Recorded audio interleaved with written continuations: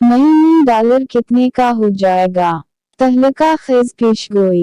Website पर पाकिस्तानी के साथ बात करते हुए बेनकर ने कहा कि अब रुपए के ऊपर कोई फार्मूला काम नहीं कर रहा।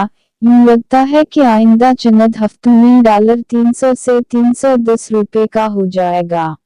इन्होंने मजीद कहा कि IMF का शेख कलील मुद्दती हल है, इसलिए अगर इंतखाबात हो जाते हैं तो इससे सूरत-ए-हाल मजीद वाज़ेह हो जाएगी।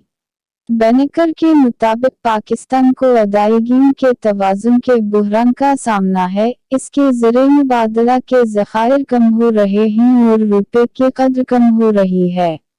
अगर आपने अभी तक मेरा चैनल सब्सक्राइब नहीं किया तो प्लीज जल्दी से मेरे चैनल एमएमए क्यूआर को सब्सक्राइब कर लीजिए।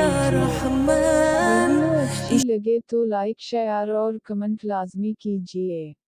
अगली वीडियो तक के लिए इजाज़त दीजिए। अल्लाह हाफिज।